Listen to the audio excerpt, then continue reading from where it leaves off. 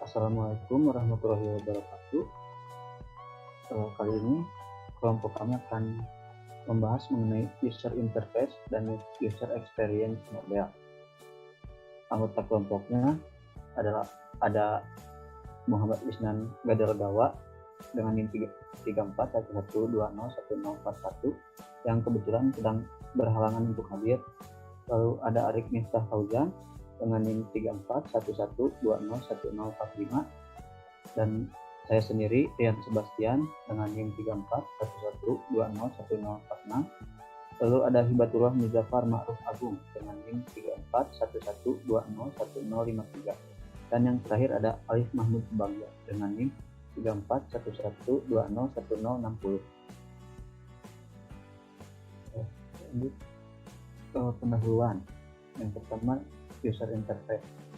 User interface adalah bentuk tampilan grafik komputer yang berhubungan langsung dengan pengguna atau user. User interface berfungsi sebagai penghubung antara user dengan software, sehingga software dapat mengetahui apa yang terjadi mengenai apa yang terjadi pada software yang sedang digunakan. Misalnya interaksi dari mesin komputer ke layar monitor. Pengguna sering menilai sistem dari interface, bukan dari fungsinya, melainkan dari user interface-nya. Jika desain user interface-nya yang buruk, maka itu sering jadi alasan untuk tidak menggunakan software. Selain itu, interface yang buruk menyebabkan pengguna membuat kesalahan fatal.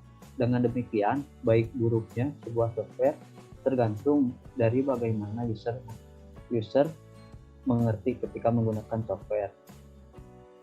Oleh karena itu, perancangan user interface tidak boleh dikerjakan sembarangan dan tidak mudah. Prosesnya ada yang pertama ini analisis dan understand user activities, lalu produce paper-based and design prototype. Bisa ke evaluate design with end user, lalu kembali lagi ke produce paper-based and design prototype, lalu ke design prototype. Dari design prototype bisa ke evaluate design with end user lagi, atau bisa langsung ke produce dynamic design prototype. Dari sini bisa langsung ke executable prototype atau evaluasi design with end user. Jika executable prototype, maka langsung implementasi final user interface. Proses pengulangan yang terjadi menjelaskan bahwa proses-proses tersebut dilakukan hingga menghasilkan desain yang diinginkan oleh pengguna. Desain harus bersifat user-centered, artinya pengguna sangat terlibat dalam proses desain. Karena itu, ada proses evaluasi yang dilakukan oleh pengguna terhadap hasil desain. Prinsip-prinsip dalam merancang user interface. Yang pertama ada user familiarity atau mudah dikenali. Gunakan istilah konsep dan kebiasaan user, bukan komputer. Misal sistem perkantoran, gunakan istilah header, dokumen, folder, bukan direktoris, file, identifier, jenis dokumen open office. Yang kedua ada konsistensi atau selalu begitu. Konsisten dalam operasi dan istilah di seluruh sistem hingga tidak membingungkan. Layout menu di Open Office mirip dengan layout menu di Microsoft Office. Selanjutnya, minimal surprise atau tidak buat kaget user. Operasi bisa diduga prosesnya berdasarkan perintah yang disediakan. Yang keempat ada recoverability atau pemulihan. Recoverability bisa ada dua macam, yaitu confirmation of destructive action atau konfirmasi terhadap aksi yang merusak, dan ketersediaan fasilitas pembatalan atau ANDO. Yang kelima ada guidance atau bantuan. User guidance atau bantuan sistem yaitu sistem manual online, menu help, caption pada icon khusus tersedia. Yang selanjutnya ada user diversity atau keberagaman. Fasilitas interaksi untuk tipe user yang berbeda disediakan, misalnya ukuran huruf bisa diperbesar. Selanjutnya, user interaction, interaksi pengguna. Perancangan sistem menghadapi dua masalah penting, yaitu bagaimana informasi dari user bisa disediakan untuk sistem komputer, misalnya pada saat input data. Lalu yang kedua ada bagaimana informasi dari sistem komputer ditampilkan untuk user hasil dari pemrosesan data. Selanjutnya ada 5 tipe utama interaksi untuk user interaction. Yang pertama ada direct manipulation atau pengoperasian secara langsung, interaksi langsung dengan objek pada layar, misalnya delete file dengan memasukkannya ke trash, contoh video game. Kelebihannya yaitu waktu pembelajaran user sangat singkat, feedback langsung diberikan kepada tiap aksi sehingga kesalahan terdeteksi dan diperbaiki dengan cepat. Lalu kekurangannya, interface tipe ini rumit dan memerlukan banyak fasilitas pada sistem komputer, cocok untuk penggambaran secara visual untuk satu operasi atau objek. Selanjutnya, menu selection. Yang kedua, menu selection yaitu pilihan berbentuk menu. Memilih perintah dari daftar yang disediakan. Misalnya saat klik kanan dan memilih aksi yang dikehendaki. Kelebihannya, user tidak perlu ingat nama perintah, pengetikan minimal, kesalahan rendah. Kekurangannya, tidak ada logika AND atau OR. Perlu ada struktur menu jika banyak pilihan. Menu dianggap lambat oleh expert user dibanding command language. Yang ketiga, ada form fill-in atau pengisian form. Mengisi area-area pada form, contoh stock control. Kelebihannya dapat memasukkan data yang sederhana dan mudah dipelajari. Kekurangannya memerlukan banyak tempat di layar, harus menyesuaikan dengan form manual dan kebiasaan user. Yang keempat, ada command language atau perintah tertulis, yaitu menuliskan perintah yang sudah ditentukan pada program, contoh operating system. Kelebihannya yaitu perintah diketikkan langsung pada sistem, misalnya Unix, DOS, command bisa diterapkan pada terminal yang murah. Kombinasi perintah bisa dilakukan, misal copy file dan rename nama file. Kekurangannya, perintah harus dipelajari dan diingat cara penggunaannya. Tidak cocok untuk user biasa. Kesalahan pakai perintah sering terjadi. Perlu ada sistem pemulihan kesalahan, kemampuan mengetik perlu. Dan yang kelima ada natural language atau perintah dengan bahasa alami. Gunakan bahasa alami untuk mendapatkan hasil, contohnya search engine di internet. Kelebihannya yaitu perintah dapat berbentuk bahasa alami dengan kosakata yang terbatas atau singkat. Misalnya ada kunci yang bisa kita tentukan untuk dicari oleh search engine. Ada kebebasan menggunakan kata-kata. Kekurangannya tidak semua sistem cocok gunakan ini. Jika digunakan maka akan memerlukan banyak pengetikan. Yang selanjutnya akan dijelaskan oleh Arik Mister.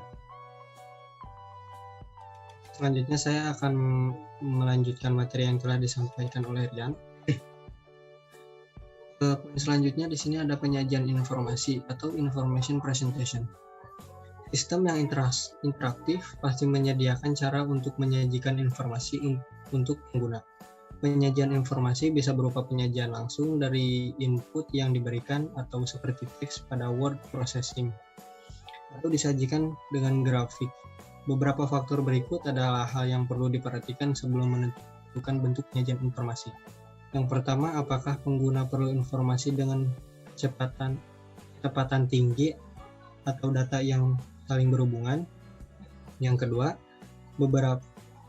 seberapa cepat nilai informasi berubah, harus ada indikasi perubahan seketika. Yang ketiga, apakah pengguna harus memberi respon pada perubahan? Yang keempat, apakah pengguna perlu melakukan perubahan pada informasi yang disajikan? Yang kelima, apakah informasi berupa teks atau numerik? Nilai relatif perlu atau tidak? Informasi bisa bersifat statis atau dinamis ketika disajikan. Masing-masing baik dengan karakteristik yang berbeda atau kebutuhan yang berbeda pula. Pertama, yang ke-1 ada static information. Ditentukan saat awal sesi, tidak berubah selama sesi berjalan. Lalu bisa berupa informasi numerik atau teks di Microsoft Excel. Selanjutnya disajikan dengan jenis huruf khusus yang mudah dibaca atau diberi highlight dengan warna tertentu pada gambar 4 atau menggunakan icon yang mewakili. Yang kedua ada dynamic information. Berubah terjadi selama sesi berlangsung dan perubahan harus dikomunikasikan atau ditunjukkan ke user, bisa berupa informasi numeris atau teks. Contohnya defragmentation, scanning virus, download gambar di bawah ini menunjukkan dynamic information. Ini adalah contoh gambarnya. Lalu informasi dalam bentuk teks bersifat cepat dan berubah secara lambat, sedangkan informasi dengan gambar atau grafik mampu menjelaskan hubungan antara gambar. Data bisa berubah dengan cepat, seperti pada gambar yang kedua. Informasi yang sama disajikan dengan dua cara yang berbeda. Jika yang dibutuhkan adalah hubungan antara data pada bulan-bulan tersebut, maka informasi dengan grafis memberikan informasi tentang hubungan tersebut lebih cepat daripada informasi yang disajikan dengan teks dan numerik. Informasi dengan numerik dapat juga disajikan dengan cara digital atau analog dengan karakteristik sebagai berikut. Yang pertama ada digital presentation. Poinnya ada dua, yaitu singkat, hanya perlu sedikit pada layar. Yang kedua, kecepatan nilai ditunjukkan. Poin yang kedua ini adalah analogi presentation. Terdapat 3 poin. Yang pertama, nilai terlihat sambil lalu. Yang kedua, untuk menunjukkan nilai relatif. Yang ketiga, mudah melihat data nilai yang berbeda. Nah, selanjutnya pengguna warna pada mesin interface. Warna menambah dimensi ekstra pada suatu interface dan membantu user memahami struktur yang kompleks.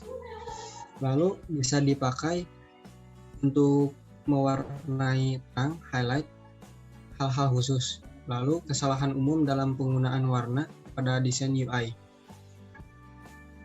Selanjutnya, menggunakan warna untuk komunikasi merah bisa jadi peringatan atau kesalahan.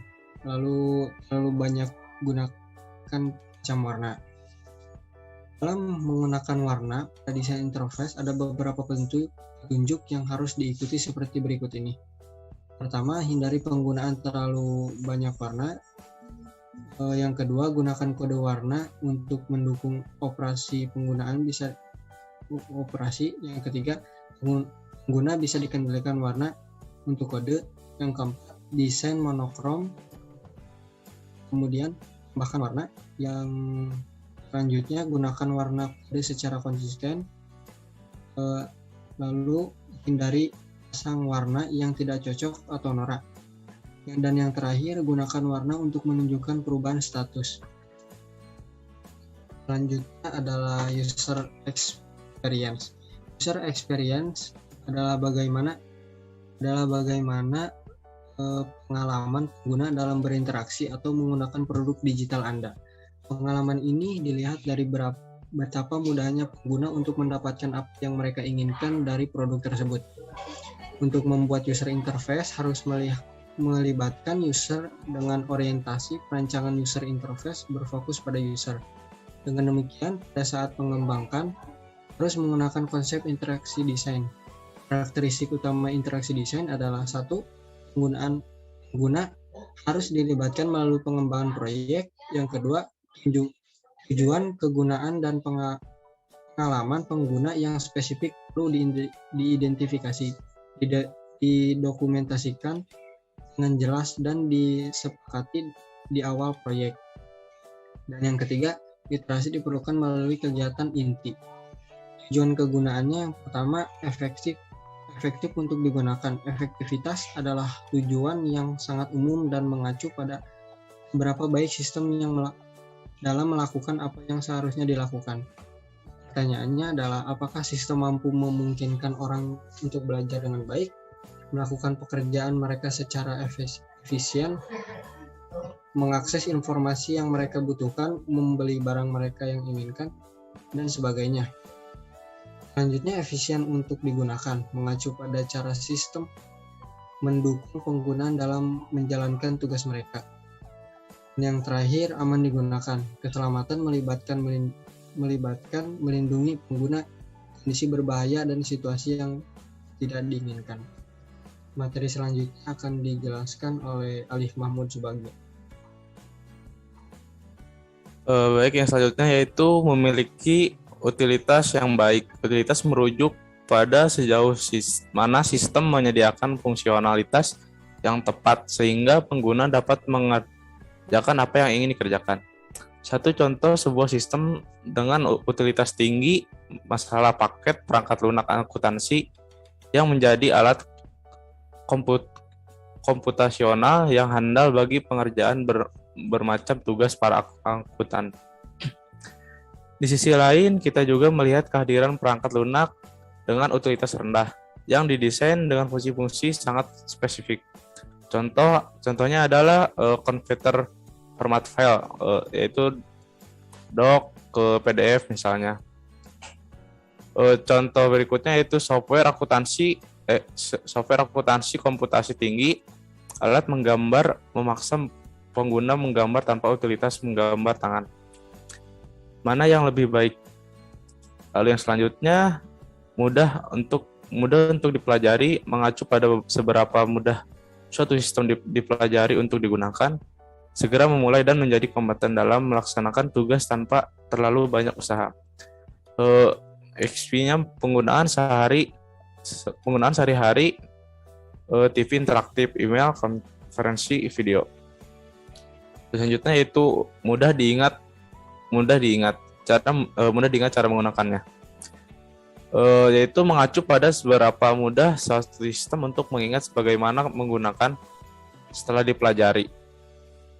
Pada XP-nya itu pengguna dapat dibantu untuk mengingat urutan operasi pada berbagai tahap tugas melalui icon yang berarti nama perintah dan opsi menu. Berikut contoh gambar yang materi berikut. Yang pertama yaitu memuaskan. Kedua, memberi penghargaan. Yang ketiga, seru. Dan yang keempat, mendukung kreativitas. Kelima, menyenangkan. Dan yang keenam, memuaskan secara emosional. Lalu yang ketujuh, menghibur. Yang kedelapan, bermanfaat. Yang sembilan, memotivasi. Dan yang ke-10, secara estetika menyenangkan. 11, memotivasi. Selanjutnya itu bab 2, hasil praktikum. Tugas praktikumnya yaitu yang pertama, desain antar muka perpustakaan. Pertama, desain antar muka halaman utama. Berikut contoh antar muka halaman utama. Halaman utama didesain dengan menggunakan navigator menu pada bagian atas, yaitu beranda, perpustakaan sekolah, event, kontak, dan login atau daftar. Menu login atau daftar ini diperuntukkan bagi siswa atau guru yang ingin mengakses halaman perpustakaan untuk dapat melakukan pencarian katalog, koleksi buku, perpustakaan lintas sekolah. Lalu yang kedua yaitu desain antar muka halaman login user. Gambar berikut yaitu contoh dari halaman login user. Halaman login user dapat digunakan oleh semua user, baik admin, anggota, koordinator, perpustakaan induk, kepala sekolah, maupun anggota baru, mau siswa ataupun guru yang ingin mendaftar di sistem informasi perpustakaan lintas sekolah ini. Yang ketiga yaitu desain antar muka entry data master buku. Berikut halaman entry master data buku. Halaman entry master data buku dilakukan oleh admin di perpustakaan masing-masing sekolah. Data yang harus diinputkan diantaranya ID buku, judul buku, pengarang, penerbit, tahun, topik buku, status buku, asal sekolah, jumlah. Data buku ini akan ditampilkan oleh Union Katalog Online. Selanjutnya akan dibacakan oleh Saudara Hibatullah. Baik, selanjutnya di sini desain antarmuka transaksi pinjaman koleksi lintas sekolah. Di situ ada contoh gambarnya, yaitu halaman transaksi pinjaman koleksi lintas sekolah digunakan oleh admin perpustakaan. Setiap sekolah dengan menginputkan ID transaksi, ID anggota, ID admin, ID buku, tanggal pinjam, tanggal harus kembali, status peminjaman, asal sekolah peminjam, dan jumlah buku. Data terpenting di halaman ini adalah status peminjaman. Status ini akan menentukan apakah transaksi peminjaman yang dilakukan oleh anggota tersebut masuk ke dalam jenis peminjaman perpustakaan internal atau perpustakaan lintas sekolah. Hal ini dapat membantu pihak yayasan untuk mengontrol sirkulasi koleksi perpustakaan antar sekolah. Selanjutnya yang kelima yaitu desain antarmuka Union Katalog Online. Di sini contoh gambarnya yaitu halaman Union Katalog Online ini berfungsi untuk mencari koleksi buku berdasarkan judul, pengarang, penerbit, dan topik buku. Buku yang terkait dengan kata kunci akan dimunculkan di sisi sebelah kanan. Akan muncul tombol-tombol sekolah yang memiliki buku tersebut. Untuk sekolah yang tidak memiliki buku tersebut, maka tombol tersebut akan di-disable. Dan yang selanjutnya, yang keenam yaitu desain antarmuka laporan berkala transaksi peminjaman lintas sekolah. Contoh gambarnya ada di bawah. Selanjutnya yaitu halaman laporan berkala ini dapat diakses oleh koordinator perpustakaan, induk, dan kepala sekolah untuk mengontrol jumlah transaksi peminjaman yang terjadi lintas sekolah dan tercatat pada sistem informasi Cross School Library. Data laporan yang dihasilkan dalam bentuk tabel dan grafik, laporan tersebut nantinya akan dicetak dan disimpan dalam bentuk file.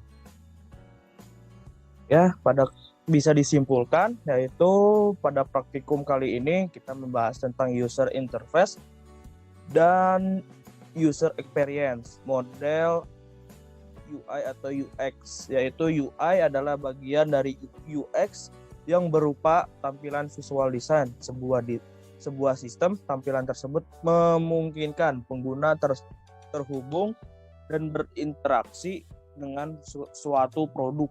Sedangkan UX adalah proses mendesain suatu produk melalui pendekatan penggunaan. Dengan pendekatan ini Anda jadi bisa menciptakan produk yang sesuai dengan kebutuhan. Selanjutnya akan diserahkan ke Rian Sebastian. Ya, mungkin sekian saja penjelasan dari kelompok kami mengenai user interface dan user experience model atau UI, UX. Mohon maaf apabila ada kesalahan. Wabillahi taufiq wal hidayah. Wassalamualaikum warahmatullahi wabarakatuh.